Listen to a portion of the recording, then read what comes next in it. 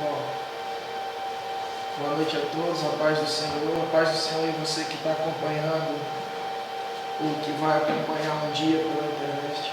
Que Deus possa estar te abençoando, que essa palavra possa ser uma palavra rema na sua vida, e onde você possa guardar e praticar essa palavra e usá-la.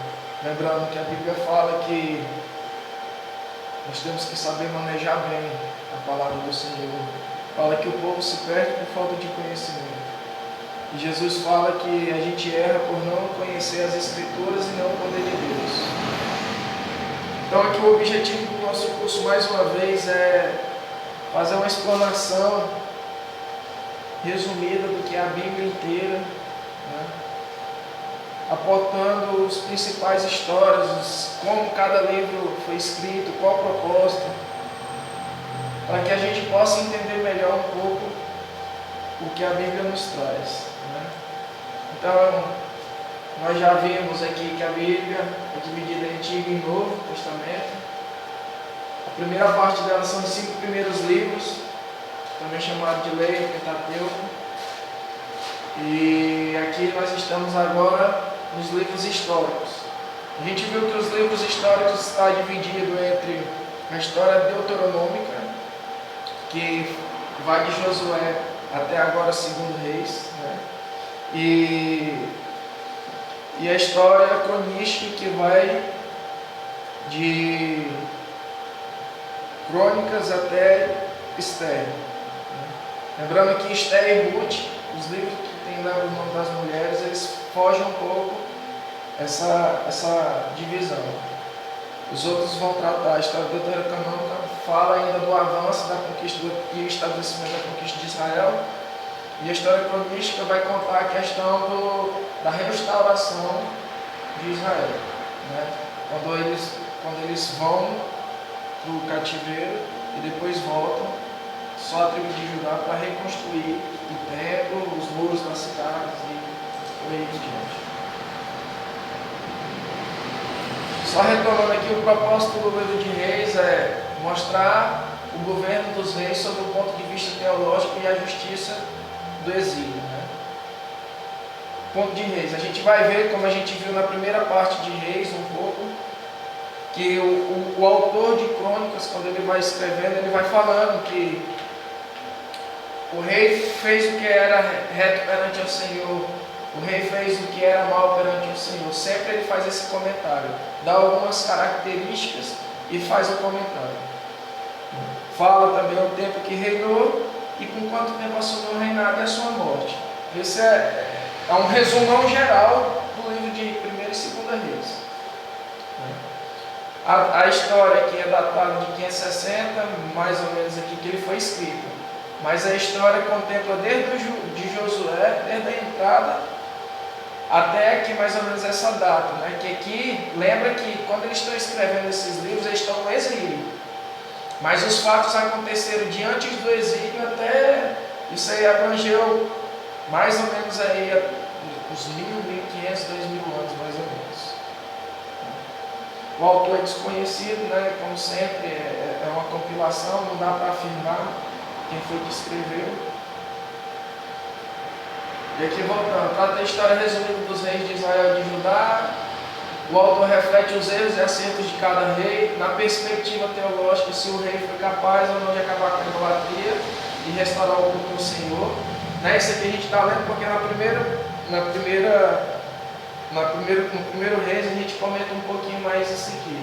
E agora a gente só está fazendo uma revisão. A nação demonstrava que era o Senhor, que Deus era o Senhor, se não adorasse outros deuses. Os profetas exortavam ao arrependimento e ao fim catastrófico, caso a nação não se arrependesse.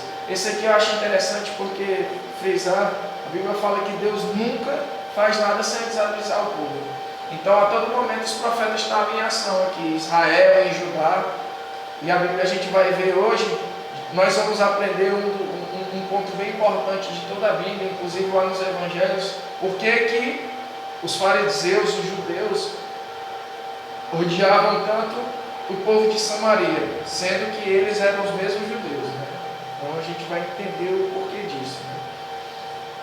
E o Evangelho retoma o livro de Reis anunciando o reino de Deus e da linhagem de Davi. Né? Lá em Mateus fala toda a genealogia e fala que Jesus veio instalar o reino de Deus em partes.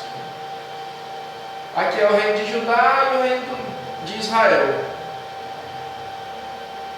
A característica foi um reinado relativamente estável. Todos foram reis da linhagem de Davi. Foram 20 reis e durou 350 anos. Né? E Israel, ou o reino do norte, foi instável. Muitas conspirações houve dentro, a gente vê lá. A gente vê também que houve algumas aqui no reino, mas não tanto quanto aqui em Israel. Houve 7 dinastias que reinaram, foram 19 reis e durou 200 anos. Né? Foi bem menos, quase a metade, praticamente a metade do que durou o reino de Judá. Né? Mas também os reis aqui foram bem piores do que os de Judá. Né? Judá teve rei bom, ia lá, rei bom, bom, ruim, ruim, bom, ruim. Aqui era tudo ruim. E por isso durou menos tempo. É interessante frisar que o reino do norte, que é Israel, quando ele foi pelo cativeiro assírio, as tribos se desfizeram. Uns ficaram lá e não quiseram retornar, outros voltaram, mas aí eles se misturaram com as outras nações. Né? O rei sírio mandava gente de outras nações lá para Israel, para Samaria. E aí com isso havia um sincretismo religioso dentro desse contexto, que é o qual, por isso, os judeus odeiam tanto, na época de Jesus, os judeus odeiam tanto os samaritanos. Né?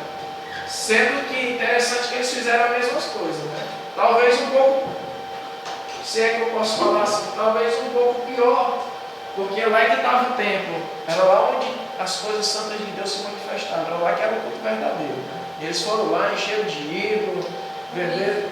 Só um pouquinho, o que odeia tanto, que você falou ali? Os samaritanos, reino do norte, eu fiquei devendo isso aqui. Israel é o roxinho aqui, reino do norte. Judá é esse verdinho aqui, certo? Ou o reino do sul. Dan tinha um bezerro de ouro colocado lá por Jeroboão. E em Betel também tinha outro.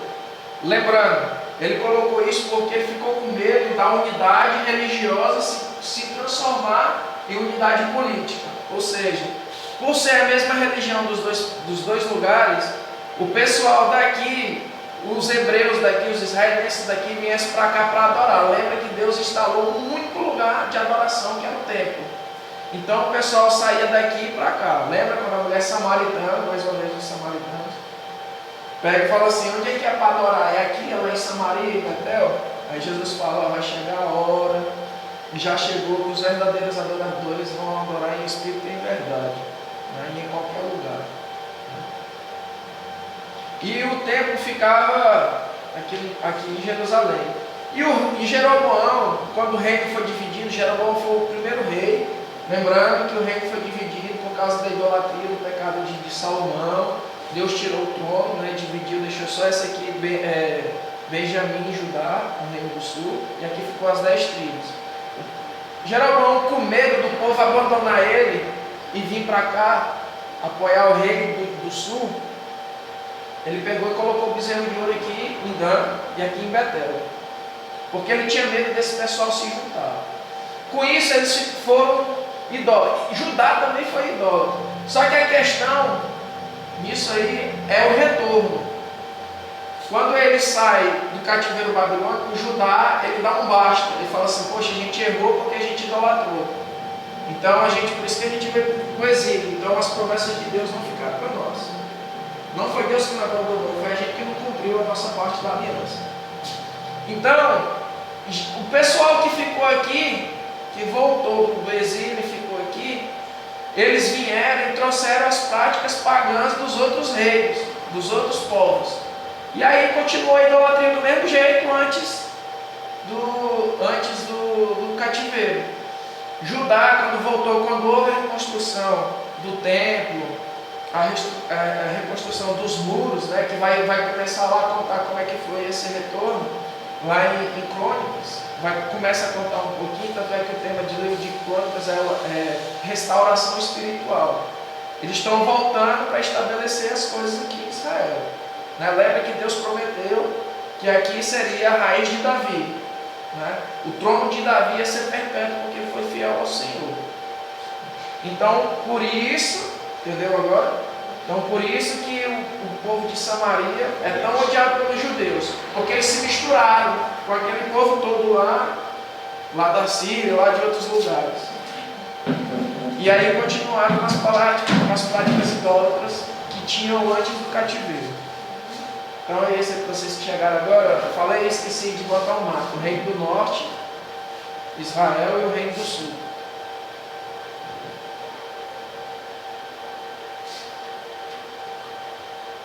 Aí a gente já comentou isso. Então aqui é o esboço, né? Primeira e segunda reis. O esboço geral, o esboço maior.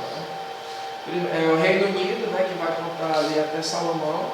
Aí quando Salomão morre, o reino se divide, que é aí onde entra o bezerro de ouro, Jeroboão e todo o histórico do Reino do Norte. Aí é que começa a contar cada história dos reis. Foi mal, foi bem, foi mal, foi bem. E aqui no 18, aqui no 17 conta a queda de Israel, do Reino do Norte, quando ele é invadido, né, quando é levado o povo do cativeiro assírio. E aí continua ainda. Lembra que Judá ficou 350 anos, durou 150 anos a mais do que aqui. Foi só 200 anos de reino.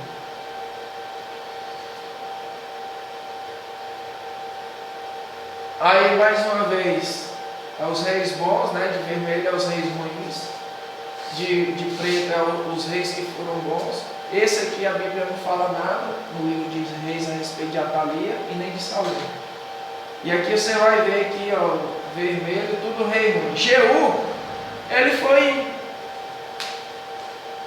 É questionável dizer que ele foi bom. Ele cumpriu um propósito de Deus. A gente vai ver lá na frente qual foi esse propósito, mas fala que ele limpou, tirou os altos, matou os profetas de Baal, mas andou nos pecados de Jeroboão. Então, quando a gente vai ler o livro de Reis, todos eles aqui contam um relato do que ele fez e fala assim: e andou nos pecados de Jeroboão, ou seja, adorou os bezerros. Alguns adorou o bezerro, adorou Baal, o exército do céu, o sol, a lua, porte ídolo, queimou incenso nos altos, Astarte, Astarote, Asmodeu, ao sol. Entendeu? Mas aí eles vão lá e contam: adoro o pecado do fulano, adoro o pecado do ciclano. Que são esses os pecados. Dentro aqui no primeiro livro de Reis, ou no segundo livro de Reis, a gente está falando do reino dividido, a alternância dos reis. Né? Ora o autor fala do reino do norte, ora o autor fala do reino do sul. Só que dentro eu fiz essa pequena divisão aqui para mostrar, para ficar mais fácil, né? Para melhorar a didática. Né? Até o 17 vai falar dos dois reinos, e aqui fala a causa do cativeiro de Israel. Né? E depois continua com um grande tema que é o reino de Judá, ou reino sobrevivente, vai depender da fonte, né? que quiser chamar. E dentro do segundo livro de Reis, do capítulo 8 do capítulo 1 ao capítulo 8, eu fiz essa divisão porque ele dá uma ênfase maior, não nos reis, mas ao ministério de Eliseu. Então tudo aqui está relacionado a Eliseu. Eliseu profetizando, Eliseu fazendo um milagre, isso e tudo. Né? Então começa assim, nesse primeiro capítulo. A gente vai ser um pouco mais breve, né? E depois a gente vai fazer alguns questionamentos, a gente vai ver a visão, né, de cada um a respeito do questionamento que a gente vai fazer. Mas aqui é Acasias. Né? Acasias caiu e se machucou. E Elias, aí ele pega e manda os profetas, os servos dele consultar Baal Zebute. Né? E aí os servos, para ver se ele vai sobreviver, os servos dele vão lá. Então no meio do caminho Deus revela lá para Elias: Elias, vai lá e fala que ele vai morrer. Aí eles vão lá, interceptam lá ele lá, e ele fala e sobe. Elias vai para o monte e fica lá. Aí o soldado dele pega e fala o recado, a profecia que Elias tinha dado para Acasias. Aí Acasias pega e fica zangado lá e manda buscar ele. Aí manda os capitães, né? Manda o primeiro capitão, aí falou assim, homem de Deus, não sei o quê. Aí Elias pega e fala assim, se eu sou homem de Deus, vai descer fogo, vai te consumir. Vai lá e desce o fogo. Aí mandou o segundo, a mesma coisa, mandou o terceiro. O terceiro o cara se humilhou, falou assim, tenha minha vida por preciosa, vamos comigo. Aí Deus pega e fala assim, ó, segue ele, vai falar lá com Acasias. Aí ele vai. Aí quando chega lá ele fala, ó, tu vai morrer assim, assim, assim. Aí pega a palavra de Deus, se cumpre. O primeiro capítulo acaba aí. O segundo capítulo vai contar a história de... eu quero só fazer uma ressalva aqui. É interessante como o nível de perversão religiosa que Israel chegou. Elias, o profeta de Deus, onde fez o fogo descer do céu, mandou matar todo mundo, que Deus usava ele profetizou tudo lá. E os reis procurando os ídolos. Tem duas coisas interessantes. Por que ele não procurava, né? O profeta? Porque ele sabia que se o profeta falasse ia acontecer. Principalmente esses aí. Né? Aqui entra também o Isaías também, um dos grandes profetas. Mas não, eles preferiam ir consultar os outros deuses. É interessante porque o padrão de conduta moral de Deus, o padrão ético de conduta moral de Deus, ele é um pouco elevado. Né? Tanto é que nós temos que renunciar a algumas coisas. Né? Já a questão dos outros deuses, não. Vocês acham que o que eles falavam também não era verdade? Lembra que aqui até os profetas de Deus, quando profetizavam contra os reis, ele mandava matar, prender, bater. Era da mesma forma como acontecia no Egito.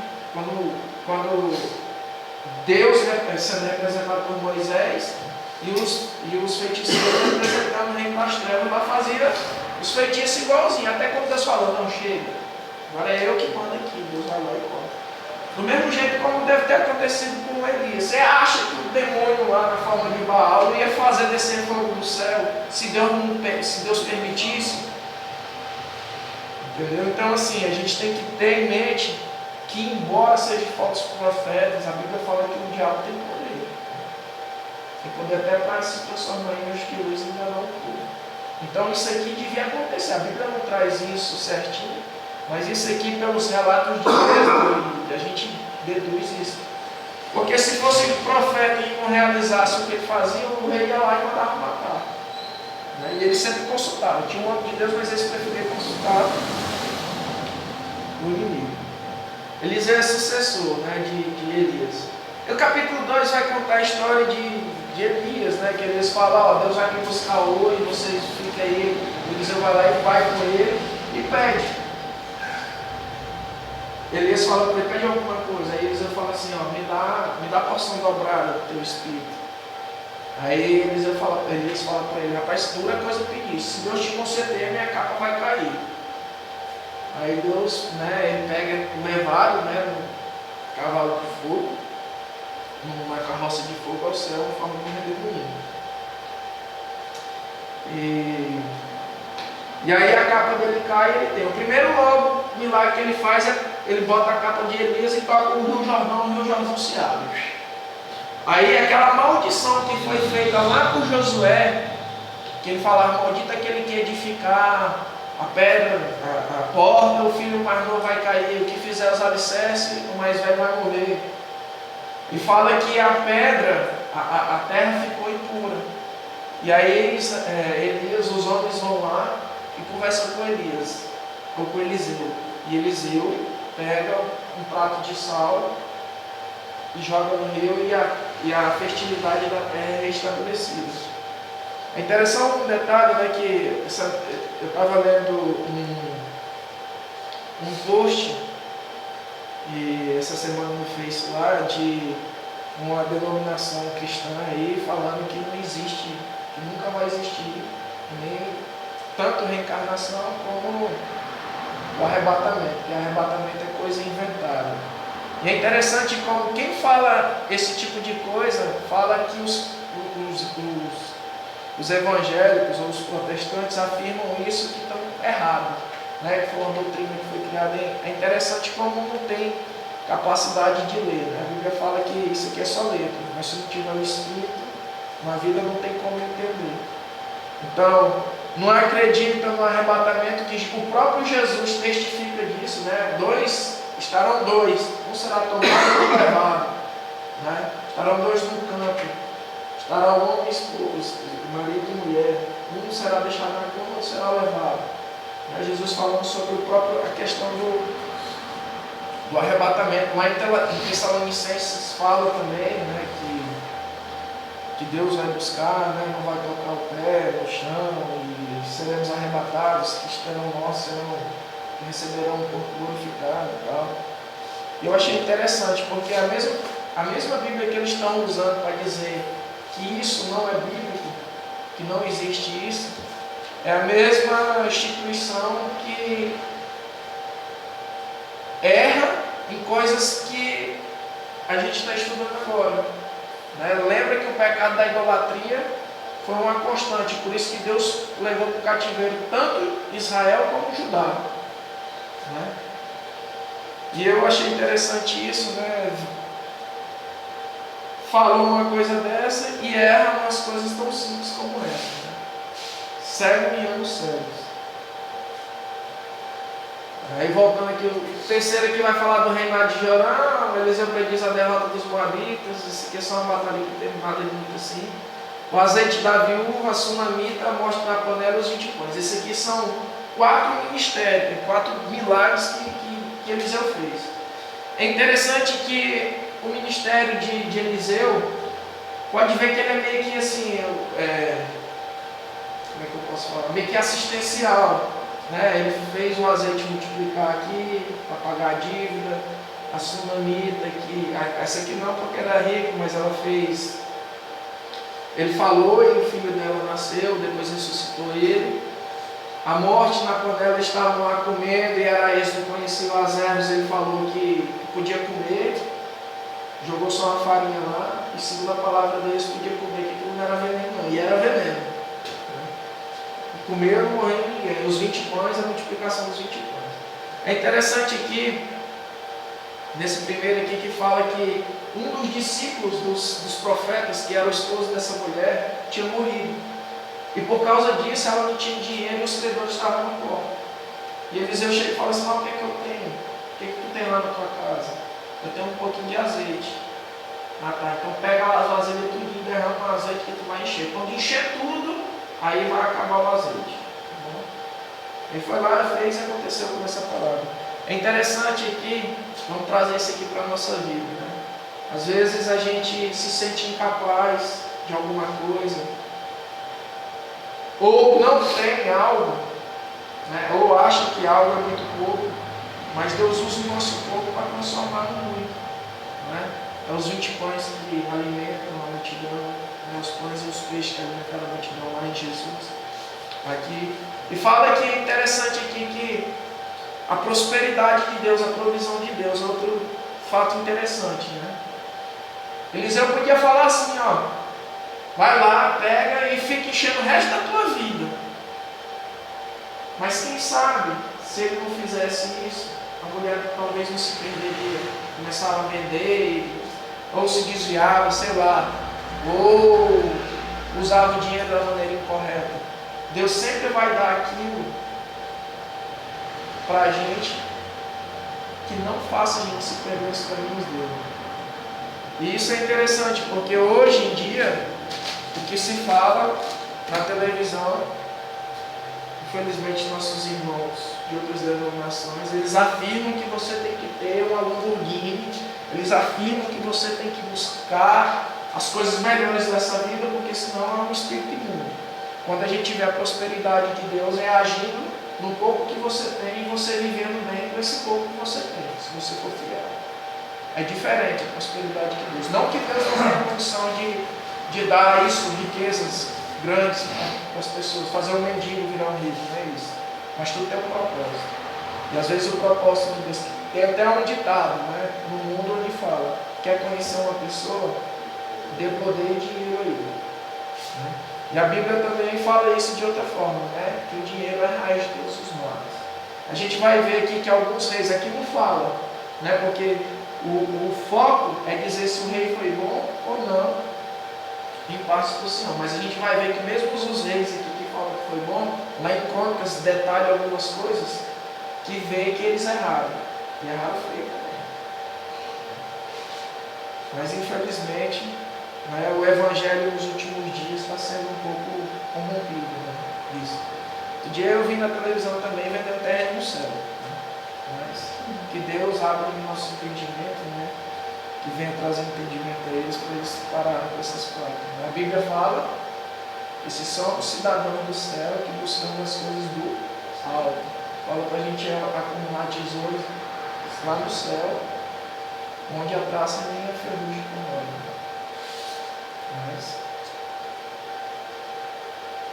Mas isso também serve de, ao mesmo tempo que serve de tristeza, serve de alegria para a gente, porque isso é um sinal da volta de Jesus. Né? Então aqui essa sunamita é um exemplo de honrar as pessoas de Deus. Ela via sempre o Eliseu passando lá e construiu uma casa para ele, um quarto lá para ele. Ele foi lá e perguntou o que é que queria. O que ela queria? Ela já mora aqui na terra. Estava lá o Geazi, que era o moço lá de Eliseu, ele disse que ela não tinha filho, o esposo dela era velho. Ele falou assim: daqui a um ano vai ter filho. Ela vai ter filho. O filho dela morre, ele vai lá e ressuscita o filho dela. Morte na panela, já falei isso aqui. É interessante porque o ministério de Elias e o ministério de Eliseu é um pouco diferente. Eliseu fala outras coisas também, mas o enfoque dele aqui é a provisão. Parece que é a provisão, né? Embora tenha palavras de arrependimento, de exaltação também, mas não é como o de Elias. De Elias só mais, né? O ministério dele é conhecido como de juízo. Por isso que quando João Batista, quando está vindo, ele fala assim, ó, Jesus fala assim, ó, Elias vai vir. E eu já falo que ele já veio, porque o Elias, João Batista, ele anunciava o arrependimento. Ó, arrepende, porque é chegado o reino de Deus.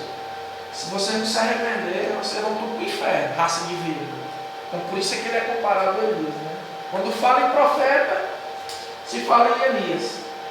Quando se fala da lei, se remete a Moisés. É interessante isso, né? O enfoque de cada ministério. Eliseu recebeu uma ação dobrada de Elias. Mas quando se fala de profeta, se lembra de Elias, por causa do ministério dele de arrependimento, de juízo. Eliseu faz flutuar um machado, o cara lá deixou o machado cair, e aí ele foi lá e jogou uma varinha e fez o machado flutuar. Guerra contra os sírios, a fome em Samaria e a abundância. A guerra contra os sírios. Isso aqui é interessante, porque Deus ele profetizou 7 anos de fome aqui. Lembra que a fome era um juízo de Deus. Não compreendeu? Não, ainda vai na frente aí. Verdade, desculpa. Naamã também tem uma...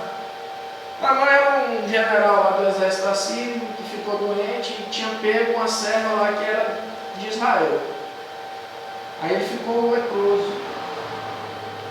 E ela falou assim para a serva dele, para a senhora dela, que era a esposa de Naamã. Falou assim, ó, se ele for lá em Israel, tem um profeta lá que cura ele. Se ele for lá, ele vai ser curado. Aí ele pegou e foi.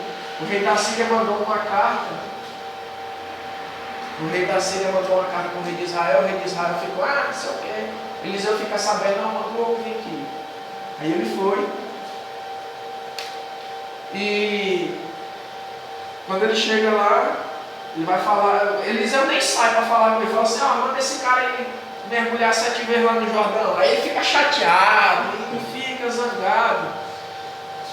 Mas aí vai resmungando, né? E nem ia. Aí ele pega e fala assim, o servo dele, rapaz, se ele tivesse te pedido coisa mais difícil você não ia fazer, ele disse, ia, então vai. Ele vai lá e é curado. Né? Ele quer dar dinheiro para Eliseu e Eliseu não aceita. Geazi vai, ele vai embora e Geazi vai e pede o dinheiro, ó, Eliseu mandou eu vir buscar o dinheiro aqui, 2 capas e tal. Aí disse que foi. Quando chega lá, ele pega as capas. Quando chega lá onde Eliseu está, Eliseu pergunta para ele, rapaz, tu estava onde? Ele enrola lá, Eliseu fala assim, tu acha que eu não fui espírito e eu não sei o que fez? O que tu fez? Tu foi lá pedir dinheiro. Então que a doença dele recai sobre você. Aí ele ficou leproso. 2 pontos importantíssimos aqui. A serva sabia. Talvez ela não fosse fiel, mas ela sabia dos feitos dos profetas. E Deus usou ela para mostrar o milagre dele, para mostrar a ação dele aqui em Naamã e toda a nação síria. E trazendo para a nossa vida, contextualizando, quantas e quantas vezes nós deixamos de abrir a nossa boca, por pouco ou por muito que a gente fala, e às vezes uma pessoa deixa de conhecer a Deus pela nossa negligência ou pelo nosso medo. Ela só falou, ó, lá em Israel tem profeta, se ele for lá ele vai ser curado. Quantas vezes a gente vê situações parecidas e a gente não tem coragem para abrir a nossa boca, para falar, e às vezes a pessoa não tem outra oportunidade. Aqui isso. Outro fato importante aqui, e esse se assemelha muito a nós mesmos. Né? Naamã queria uma coisona, não sei o que ele queria não, mas ele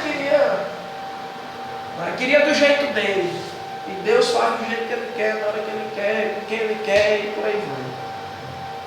Quantas e quantas vezes a gente está igual a Naamã, querendo alguma coisa, pedindo alguma coisa, querendo do nosso jeito, às vezes até contra a vontade de Deus e a gente está pedindo, ou às vezes até a favor da vontade de Deus e a gente pede, mas quer do nosso jeito. Quem que não conhece um caso desse? Né? Infelizmente, gente, a Bíblia, como diz o Gabriel, é uma carta de amor, mas ela também é um livro onde todas as histórias se repetem todos os dias na nossa vida, só que de maneira diferente, mas ela está sempre se repetindo. A gente não deve olhar para esse povo e falar assim, ó, esse povo aí é ruim, a gente é do mesmo jeito que ele, só muitos pecados.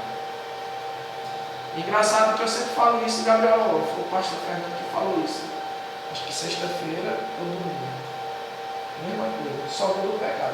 Talvez a gente ainda é pior porque a gente ainda tem o Espírito Santo à nossa disposição. Lá ele não tinha. Né? Talvez a gente ainda seja pior.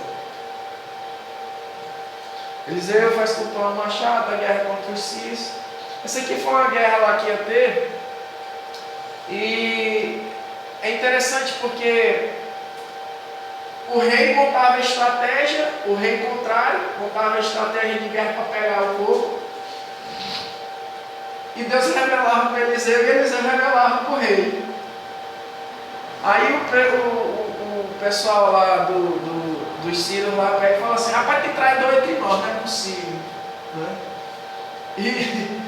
E aí o cara pega e fala, é porque Eliseu está lá, o Eliseu o profeta. Aí então bora lá buscar. Eles sitiam a cidade inteira. Eles vão lá e sitiam a cidade e vão buscar Eliseu para matar Eliseu. E aí o moço lá do Eliseu fica com medo, porque ele vê que a cidade toda é sitiada para buscar ele e Eliseu na dele. Eliseu confiando em Deus, sabia que Deus estava com ele. Aí ele pede para Deus abrir os olhos do moço. E aí ele vê um tanto de cavalo de fogo lá, das coisas que estavam com ele, de Deus. É interessante que ele fala, né? Eliseu, ele estava atrás de Eliseu e Eliseu pega e fala, ó, me segue aí que esse homem está lá em Samaria. Eles vão até Samaria seguindo Eliseu e não sabia que era Eliseu. Quando chega lá eles almoçam tudo. É interessante aqui também que ele foi predito essa fome durante 7 anos. E o grau de perdição aqui, em Samaria aqui, a mulher pede o filho do rei para comer, para depois comer o belo. Será se estava frio? Lembrando que a fome era um castigo de Deus para aquele povo, lembra? Bendito serás no campo. Se você ainda obedecer, bendito serás no campo, bendito serás na cidade. Agora, se desobedecer, maldito será no campo, maldito será na cidade, maldito o fruto do vento do teu animal, não sei o que, não sei o que. Mas, voltando aqui, são. Eles ficavam andando, né? Lá e pra cá. Eles não tinham cidade fixa, não. Nesse momento aí, estava em Israel. Eles englobam um monte de rei.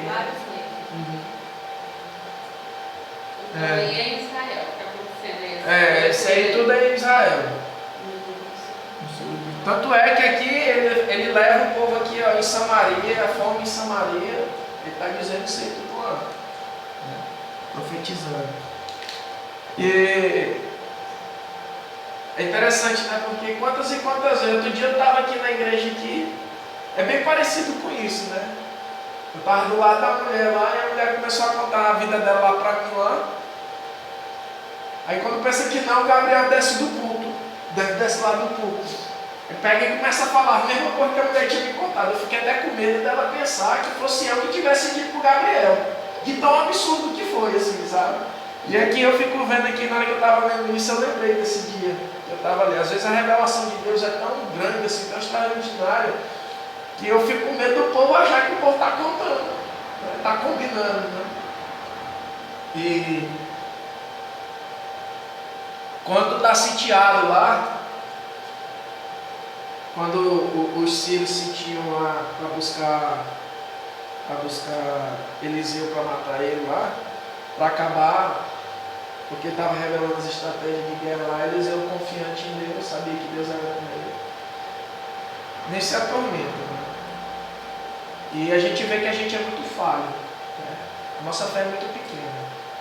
Porque às vezes situação muito menor do que essa a gente se apavora, né? E a gente vê o tanto que a nossa fé é pequena nesses momentos. Não precisa ter um exército do nosso lado, né? Precisa só a gente ter Deus do nosso lado, que a gente vence qualquer coisa, qualquer dificuldade. Aí aqui, depois disso tudo, dessa confusão todinha aqui, Eliseu pega e prediz que vai ter, o povo lá chega lá, o povo quer matar Eliseu, o rei de Israel quer matar Eliseu, e aí ele pega e prediz que vai ter abundância. E o capitão lá pega e diz que não acredita, né? Aí ele pega e fala assim, amanhã mesmo tu vai ver, mas não vai usufruir. Aí o que acontece?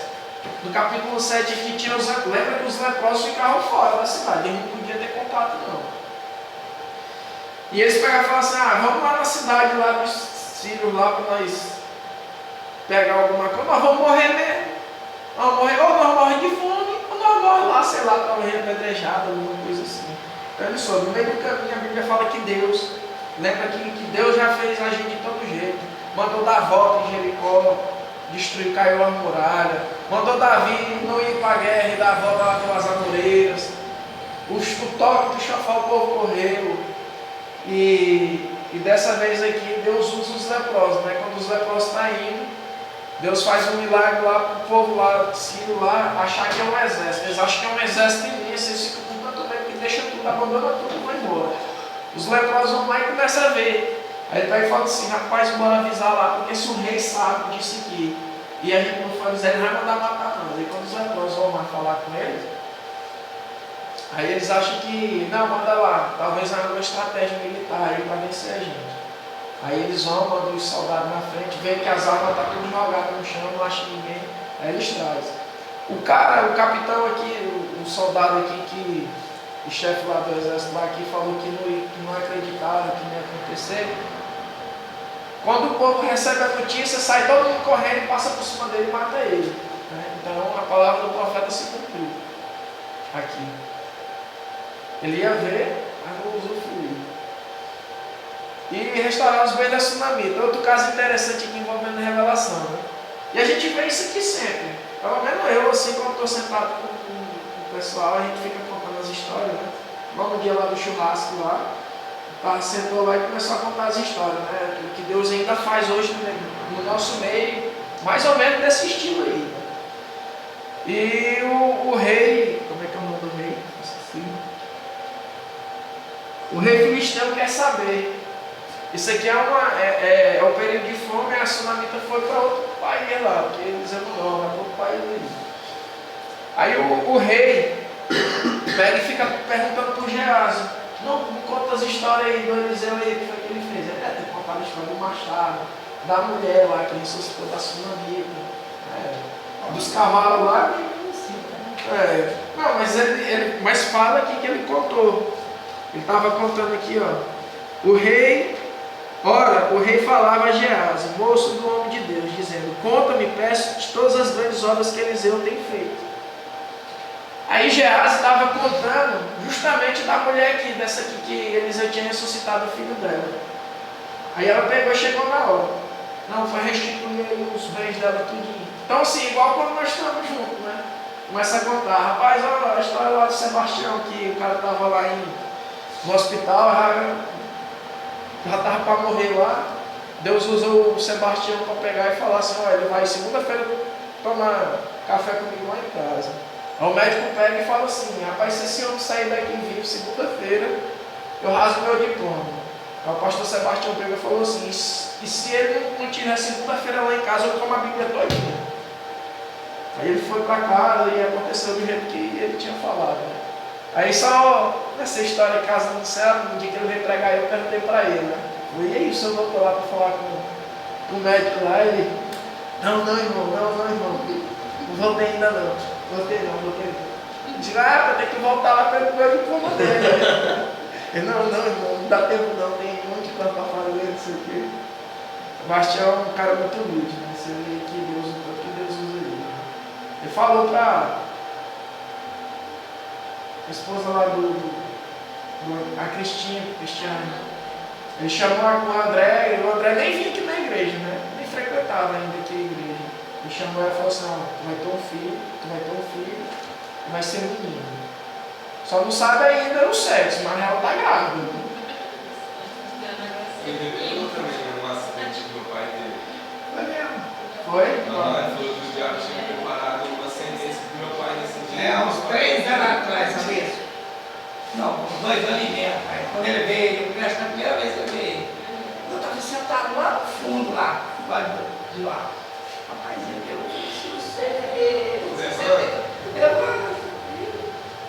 você tem dor na perna e tal. Ó, Deus manda falar com você que eu te lembrou aquele dia lá, o seu acidente, cara, como é que é o demônio que eu te mataram. Rapaz, meu nariz veio parar aqui, o acidente quebrou a costela, braço. Como é que você vai saber? Eu fui assim, Fabiano, como é que você vai dar mais? Na hora eu senti a mesma dor que meu pai sente. Aí tu vê, né? Deus usa ainda hoje o povo para falar igual era daqui. E o povo nem sabe disso. Ou às vezes quer consultar outras coisas, né? E aqui se vai aqui pro segundo tópico, né? Lembra que aqui é o reino dividido, o tópico maior, e aqui para o entendimento, e para andar um pouco mais rápido, a gente separou isso aqui. Né? Então vamos continuar a idade. Aí entra Jeú, que é o rei de Israel. E Jeú nasceu foi ungido rei com um propósito, que era para matar a família de Acabe e de Jezabel. Porque Acabe tinha feito o que fez, né? Botou o povo para errar, matou um monte de gente.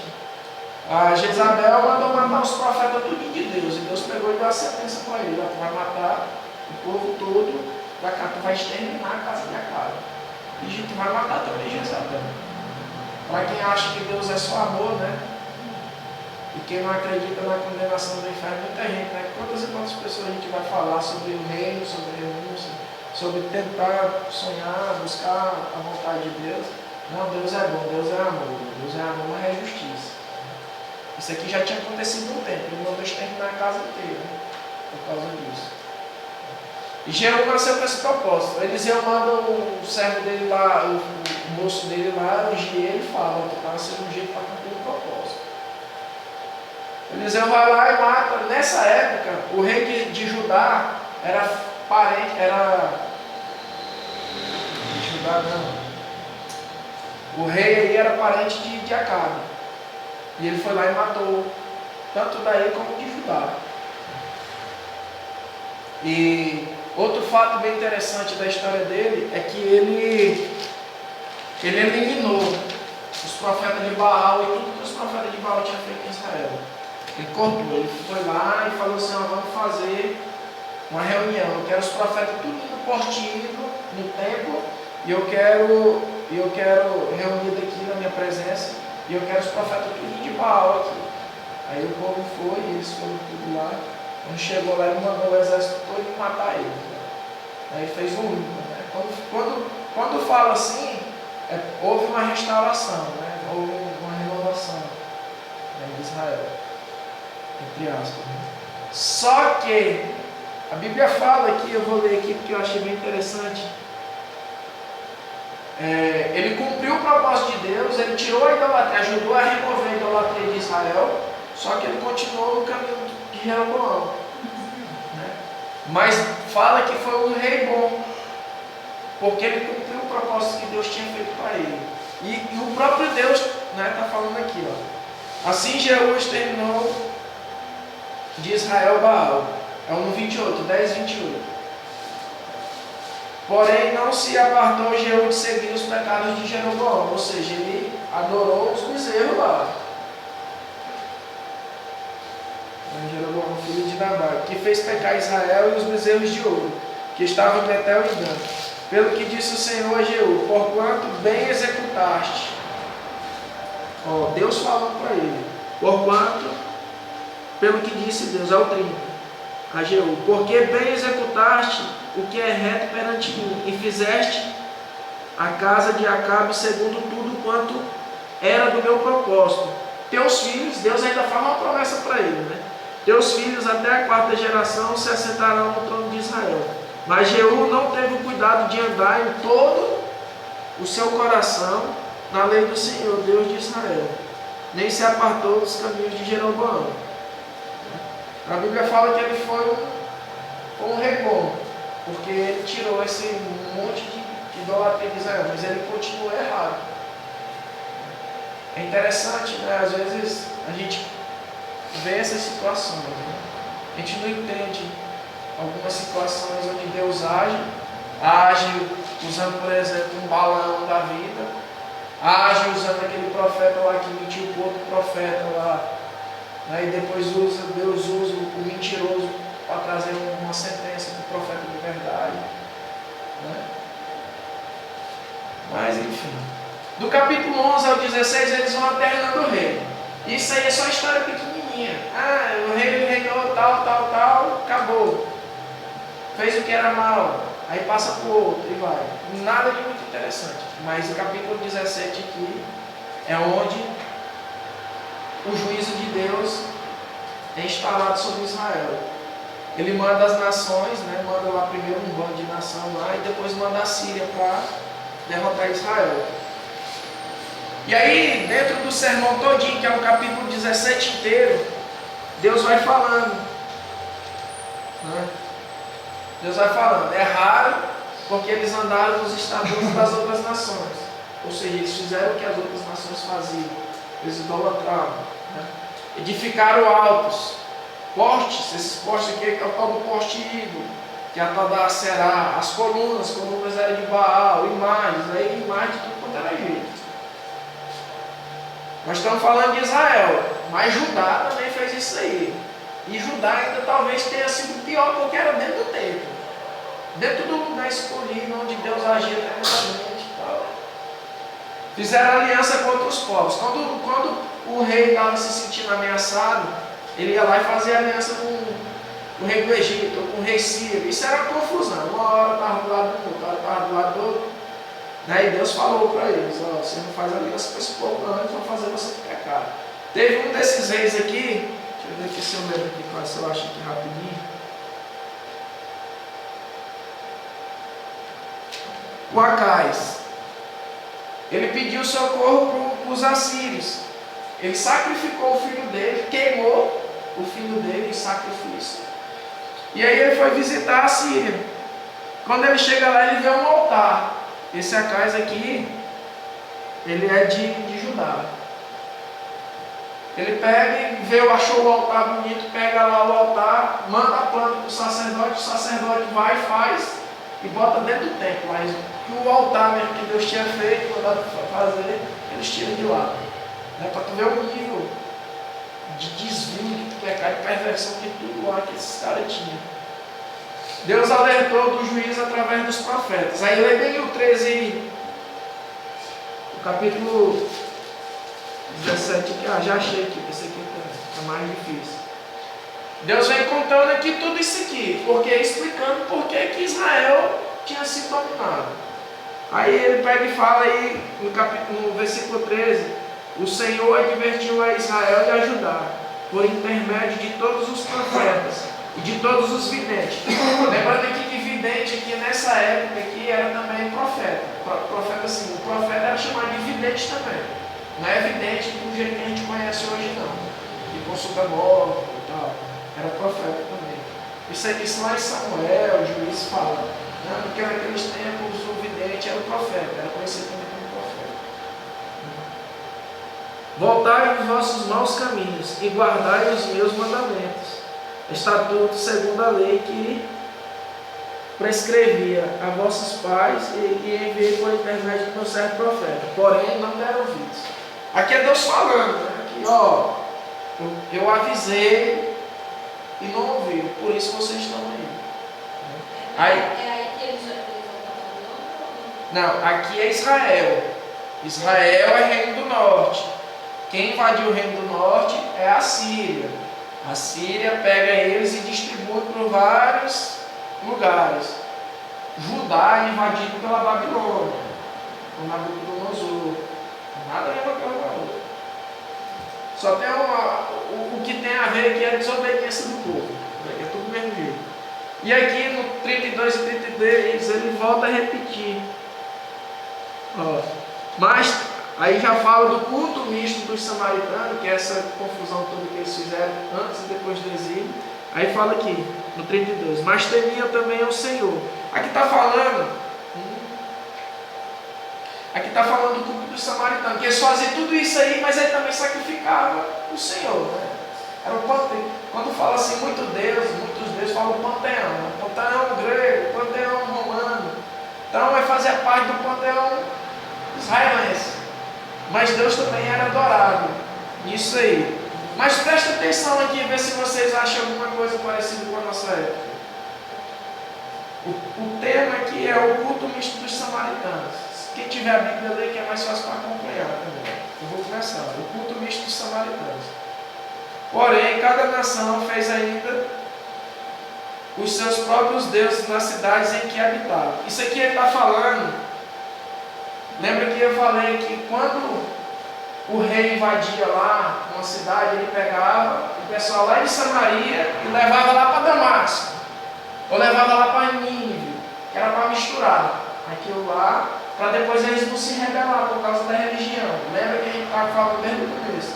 O medo de Jeroboão era que a unidade religiosa se transformasse em unidade política, em um só reino. Então aqui, para não haver isso, eles pegaram isso, faziam isso. Por isso que eles tiraram, por isso que Nabucodonosor pegou o pessoal de Judá e levou para Babilônia. Entendeu? Mas preste atenção para ver se tem alguma coisa parecida com o que a gente vive hoje.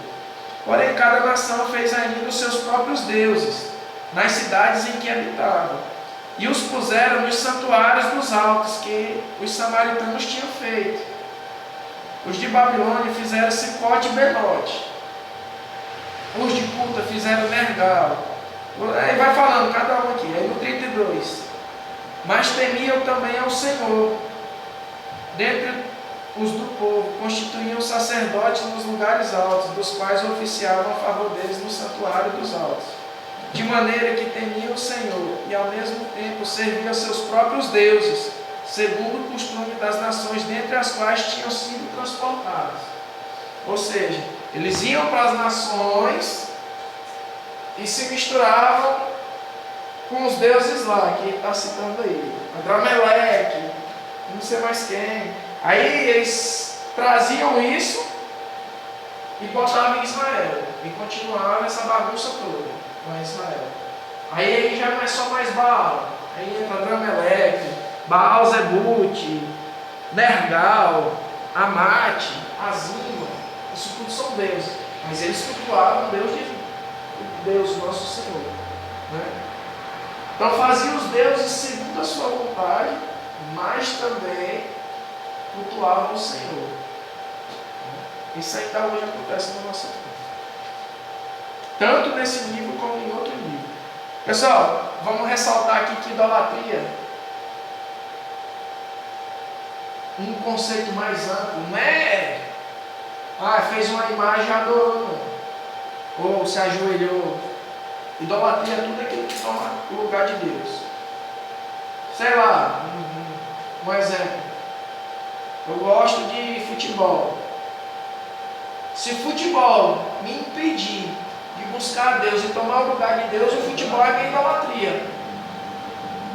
Se a minha família for mais importante do que Deus e impedir eu de buscar a Deus, por causa disso, a minha família é minha idolatria. Né? E a idolatria é muito amplo. É muito fácil a gente julgar aquilo que a gente vê, as outras pessoas. Talvez nós somos idólatras e não estamos sabendo. Então, que fique isso de alerta também para a gente. Né? De vez em quando a gente tem que dar uma parada, fazer uma reflexão e ver se a gente não está idolatrando. Aquele livro que o Gabriel comprou lá, rapaz. Como é que é o nome dele mesmo? É o falso, os perversos, como é que é os falsos? O falso impostor. O falso impostor que vive dentro de nós. Aquilo é a realidade, né? Às vezes a gente nem Fala sabe. da gente mesmo. É a gente mesmo. Fala da gente mesmo. Mas aqui, né? Idolatria hoje no meio dos crentes tem idolatria. Né? Tem feitiçaria, tem superstição, né? No meio dos protestantes. Isso é o que a gente mais vê na televisão, principalmente na televisão. Pessoas idolatrando cantores, pregadores, fulano de tal, eu não sei quem é, vamos lá. Vai correndo atrás do cara. Né? Rapaz, quando Deus quer falar contigo, se ele não usar argumento, ele usa pedra. Né? A Bíblia fala, né? Se você não clamar as pedras, se clamarão. Não é preciso estar andando atrás de ninguém, não. Porque Deus, quando quer falar com ele, fala. E não precisa de intermediário, não. É por isso que você é sacerdote, real, povo eleito, nação santa. Você não precisa de ninguém. O seu intercessor é o Espírito Santo, é Jesus, né? É o nosso Consolador. Então esse negócio de Deus, eu vou atrás de fulano porque o fulano vai me trazer a palavra de Deus. Rapaz, se tu é igreja, se tu entende que tu é igreja, se tu entende que tu é sacerdote, não precisa disso. Porque Deus, ele fala na hora certa, com quem tiver, da maneira que a gente espera. Isso aqui ele está lá no Museu Britânico, chama o Obelisco Negro de Salmanassé, que é um dos reis assírios que invadiram. Eles atribuem isso aqui a uma dessas imagens aqui, eu não sei se é essa, a Jeú pagando imposto. Eles acham que é Jeú, aquele rei que Deus ungiu ele para matar o povo lá de Jezabel e de Acabe. Então isso aqui é um monumento histórico que retrata essa época, que está lá no Museu Britânico. Ele tem cinco faixas, né, contando aqui. Isso aqui é um escamelo, aqui é um pessoal levando um negócio nas costas, nas mãos, isso aqui é tributo, né? Lembra que às vezes Israel não estava cativo, né, igual foi agora no capítulo 17. Mas eles eram vassalos de outros reis. Por exemplo, o rei mais forte ia lá e invadia, fazia aliança com eles, né? Mas aí eles tinham que pagar imposto. E aqui a gente vai ver que no capítulo 17, o fim de Israel começou foi porque Zedequias, ele não pagou imposto para o rei, para esse Salmanassé aí. Aí ele foi lá e invade tudo. Aí cativa, pega o povo e prende o povo todo e leva para a Síria. É interessante isso também. Do 18 até o 25 vai contar a história de Judá, o reino do sul. Aí agora aqui só tem reino do sul. Tá? Aqui vai falar do 18 ao 20, vai contar a história do rei Ezequias. Ele foi um rei bom. Removeu os altos, quebrou as colunas, né? Isso aqui tudo é coisa de idolatria. Os postes ídolos, quebrou o povo era tão terrível que a serpente de bronze que Deus tinha feito lá em Moisés, lá em Números, quando o povo se rebelava, que quando a serpente picava eles por causa do pecado deles, eles olhavam lá e aí era salvo, o povo estava queimando incenso a ela. Chamava ela de Neusatã, parece o nome dela. Aí ele foi lá e mandou quebrar, porque já estava idolatrando. Né? Agora, uma vez eu não sei quem foi que perguntou sobre o corpo de Moisés. É só se eles acham Moisés. Aí esse é o primeiro santo do Novo Testamento, do Antigo Testamento. Esse canal aqui, bem no finalzinho, fala que Ezequias, esse aqui é lá em Israel, é o canal que Ezequias fez nessa época. Ezequias foi o rei em... Aqui é mais rápido. Ezequias foi rei em 715 a 686 a.C. E esse aí é o canal onde ele abastecia. Teve uma batalha lá que o povo desviou o rio e entrou por aqui. Aí invadiu lá e fiz uma coisa. Mas Ezequias fez isso que era bom. O rei sírio começou a afrontar ele.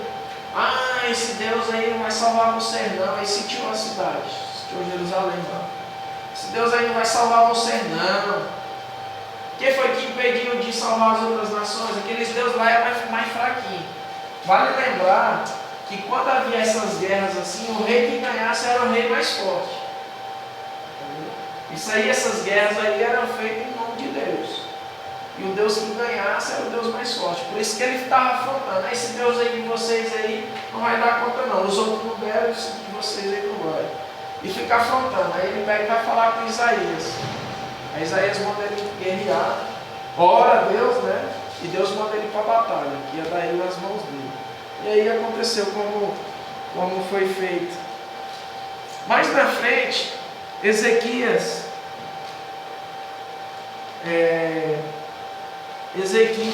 depois que ele ganha essa batalha aí, Deus manda Isaías lá falar com Ezequias. Ele vai morrer. E aí Isaías vai lá e chega e fala, Deus mandou te dizer que tu vai morrer. Aí Isaías se vira e chora. E começa a orar a Deus. E Isaías está indo embora. Aí ele fala assim, Senhor, lembra do que eu fiz. Aí ele cita isso aí. Eu retirei, eu purifiquei o templo, não sei o que. Deus pega e manda Isaías voltar. Isaías avisa lá para ele que eu vou curar ele. Aí Ezequias pega e fica com medo. Fala assim, mas qual é o sinal que eu tenho? Falou assim, escolhe aí, a sombra adiantar ou retroceder 10 graus. Aí Ezequias pega e fala assim, adiantar é fácil, quero ver voltar. E aí é onde entra. Não tem giz aqui para me explicar para vocês, aquela história desse retrocesso aqui do sol e de Josué. Né? Josué falou, segundo relatos que tem aí na internet, fala que um cara lá na NASA juntou o povo.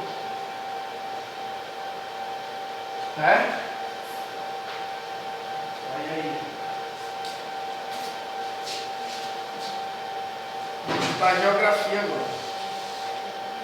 Aqui. Por aqui, assistente. Vou explicar essa história aí. A Bíblia dizem que um cara lá era crente, lá na NASA. E eles fizeram os computadores deles voltar ao tempo.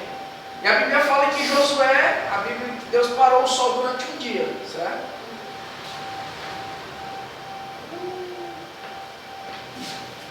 Vamos supor que aqui é a Terra, certo? A Terra tem 360 graus tem 360 graus. Um dia tem 24 horas. Né? E a Terra é dividida assim, ó. Eles pegaram os 360 graus que tem assim e dividiram pelas 24, que vai dar 15.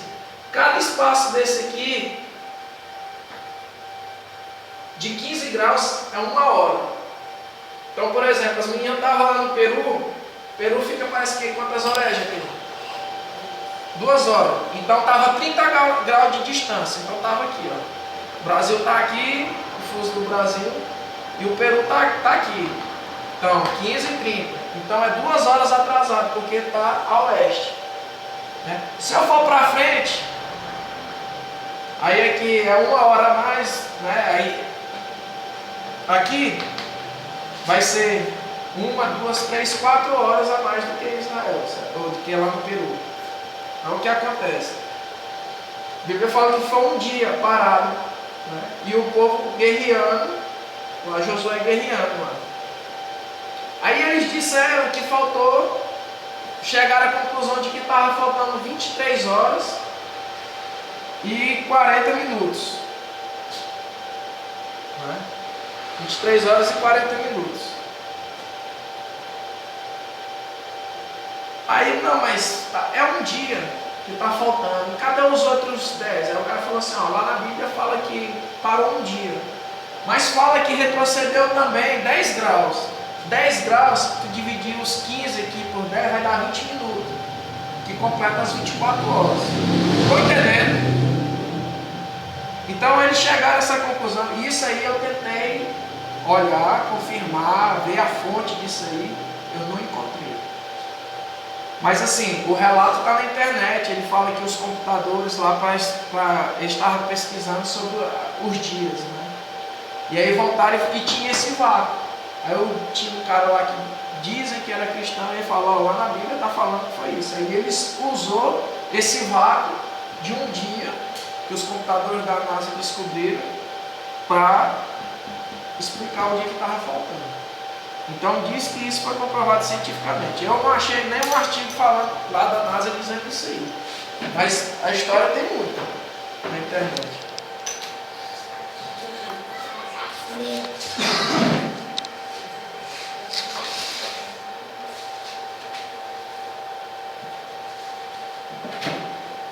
E aí quando Deus vai lá e manda Isaías lá, o sol retrocede, aí ele manda botar figo, parece, na ferida lá.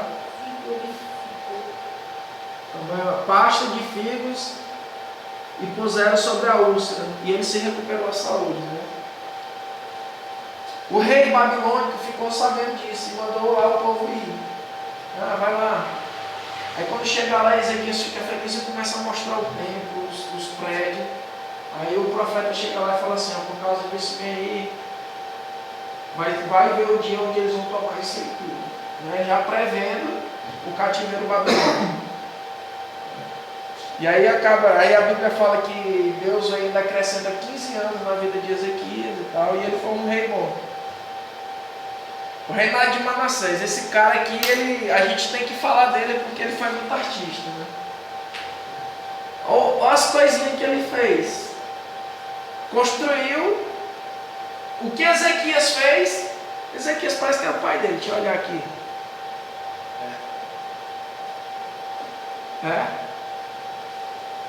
Acho que Ezequias era o pai dele. Tudo que Ezequias fez, ele foi lá e fez de novo. Né? Isaías tirou isso aqui do Ezequias. Eu lembro que foi assim, o que o pai fez quando ele orou para pedir a cura, ele falou assim, ó, você vai ser curado, mas o rei que vai vir depois de você, que você seu filho, vai ser 10 vezes pior que você. Eu acho que é, mais ou menos isso. Mas só se for lá em Crônicas, porque aqui eu li 3 vezes bicho aqui, ó. Não, Mas só se for. Mas assim, ó, a Bíblia. foi tudo É que interessante. ele restaurou, o outro foi. Porque lá em Crônicas fala assim, ó, a Bíblia, em Reis fala que ele foi um rei bom. Mas lá em Crônicas, pega e fala, eu fui tentar pesquisar por que ele ficou doente. Né? Mas lá em Crônicas, eles contam alguns detalhes que Reis não conta. E fala que ele entrou dentro do templo para queimar incenso. Ele não podia, ele só sacerdote. Ele era filho de quem? O Manassés, Ezequias. E ele foi lá e queimou. Algumas coisas que os reis fizeram que não está escrito aqui lá em Crônicas está. Aí o que acontece? Pode ser que esteja lá, mas aqui em Reis não está não, porque eu li 3 vezes bicho, esse livro aqui.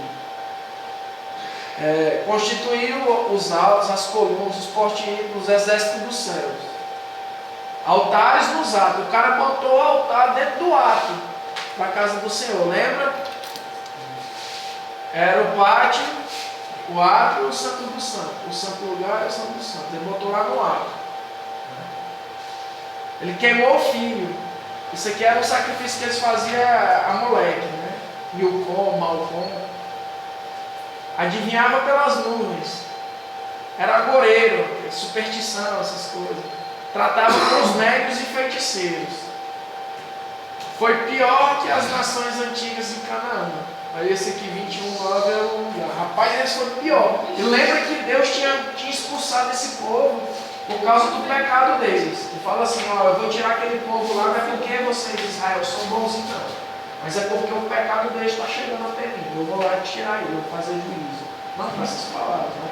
Mas aí aqui fala que ele pegou e voltou.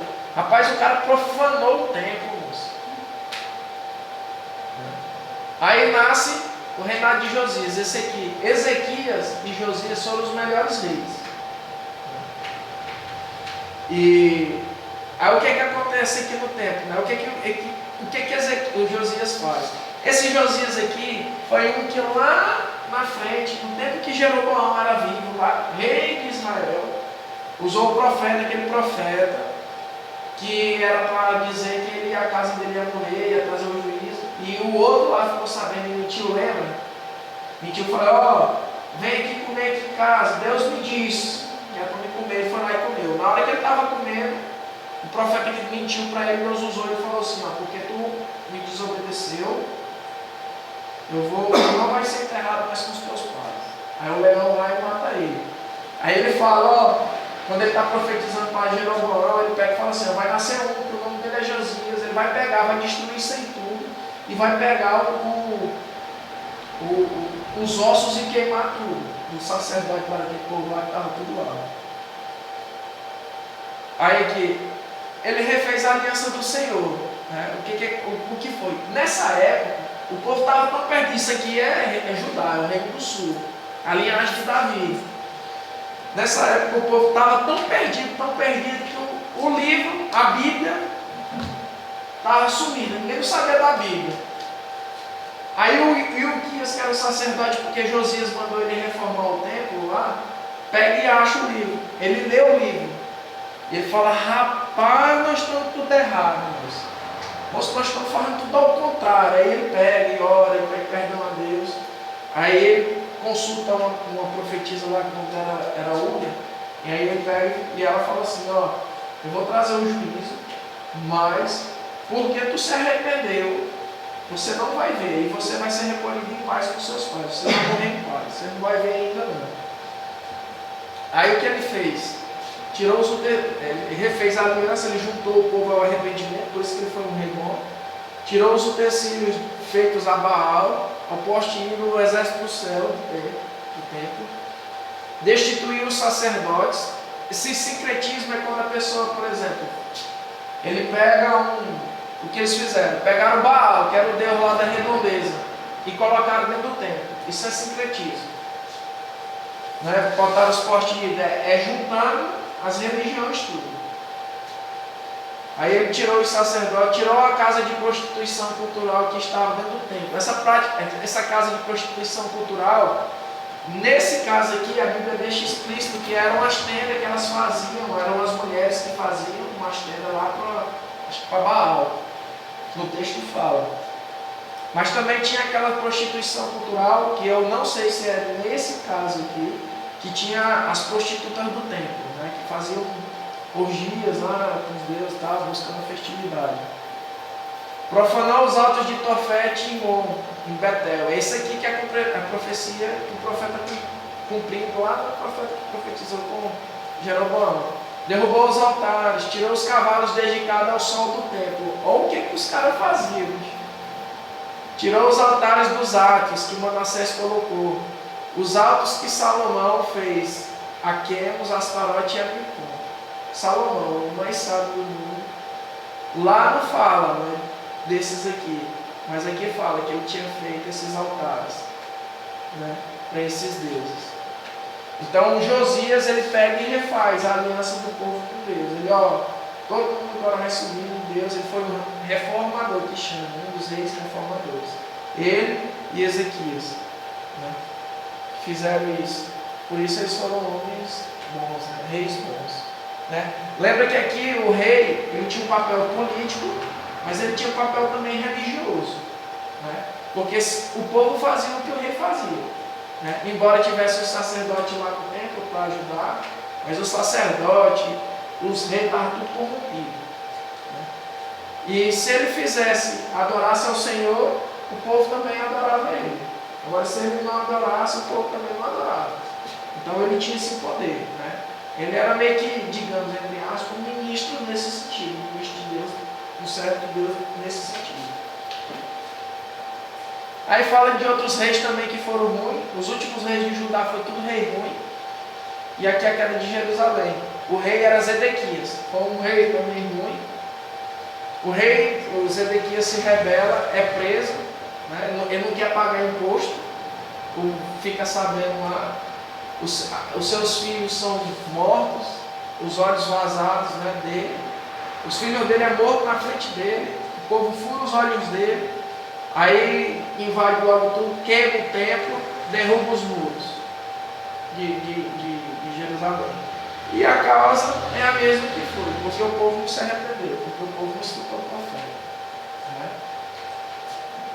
E aí termina o livro de 2 Reis. Né? Esse é o resumo do livro, né, com algumas contextualizações.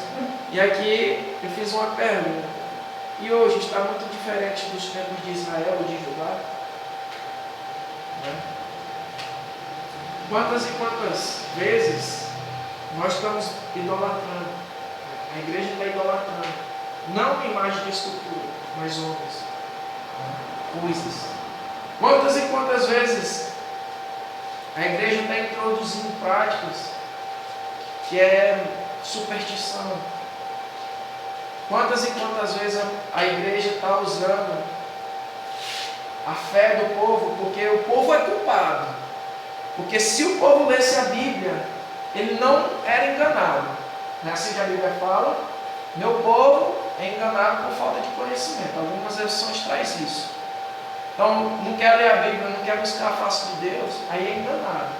Aí fica caindo nessas coisas.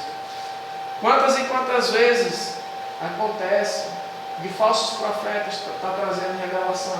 Falso profeta no sentido de uma pessoa que não tem uma idoneidade, né, moral com Deus. Né? O dom que Deus dá é irrevogável. Mas ele é um falso profeta porque ele não cumpre a aliança que ele tem com Deus. Na frente, no culto, ele vai. Né?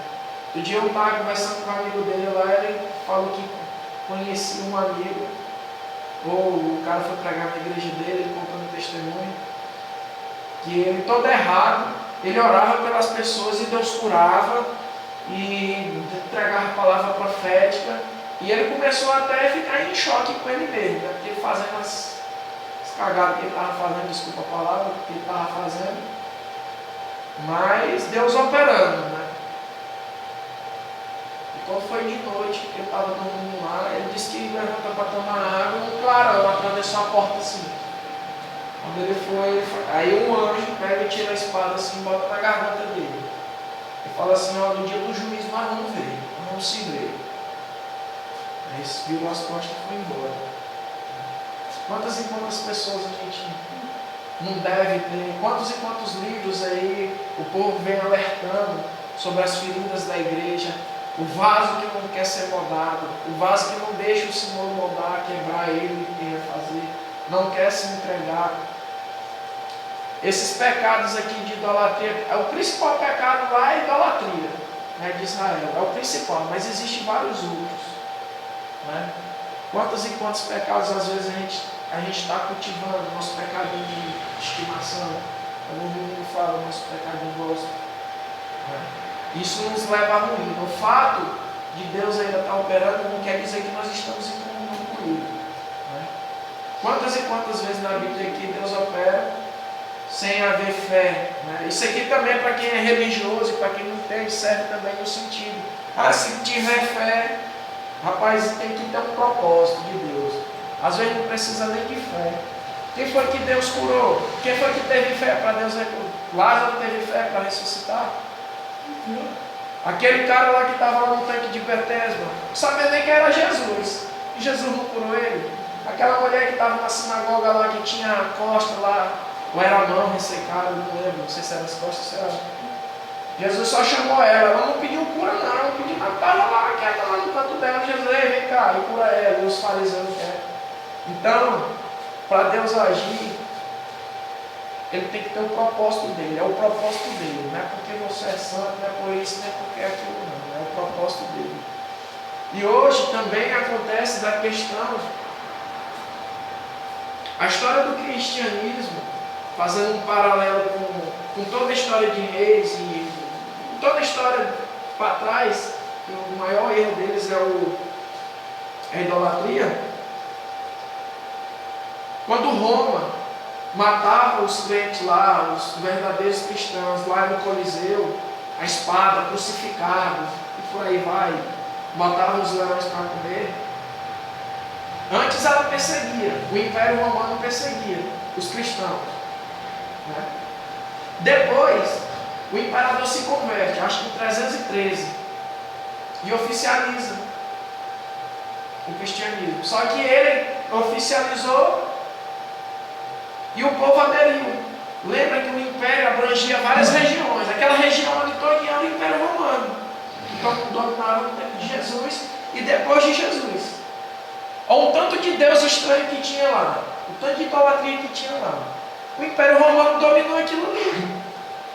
Um dos motivos pelo qual Roma crucifica Jesus é que estava com medo de haver uma rebelião de Judá lá e dar problema para Roma. E eles vão lá, não, Jesus é o rei dos, tanto é que ele colocou, o rei dos judeus.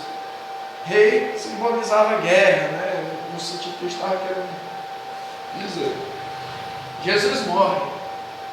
E o que acontece? Num primeiro momento, o cristão é perseguido, é morto. Num segundo momento, se ele não for cristão, ele é morto também. Se ele não for cristão, ele vai pagar mais imposto.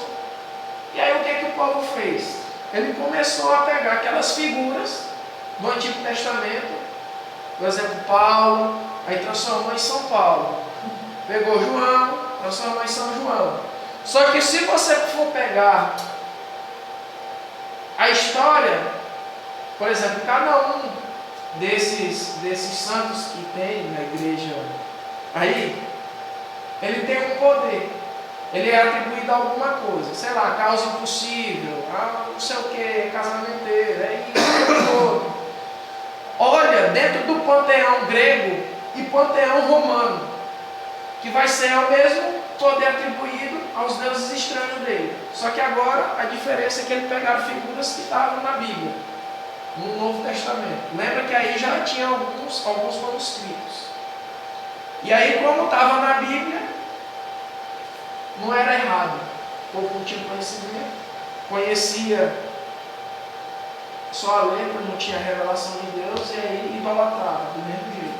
E isso vem perpetuando todo o tempo. Só que agora mudou. Em vez de ser Baal, Astarote e Asmodeus, é Paulo, é Pedro, é João, é Maria, é isso, é aquilo outro. Mas a história, e isso, gente, é estudado, é na escola. Isso é estudado no segundo grau. Isso aqui não é coisa teológica, não. Isso aqui qualquer estudante do segundo grau, quando vai estudar Roma, o Império Romano, né, porque Roma saiu o direito, a democracia, né, quando estuda primeiro a Grécia, depois Roma. E eles trazem isso tudo. A história secular traz isso. Mas é o mesmo erro. E para nós, tem a nossa idolatria, né? Que é diferente dessa, mas é a mesma idolatria que leva para o inferno do mesmo jeito. E aí, com isso aí, se não tiver pergunta, né? E aí, se não tiver pergunta, que Deus abençoe você aí que acompanhou pela internet, que isso seja uma palavra que venha estar no seu coração e que peça a Deus para que Ele possa te guiar por toda a verdade.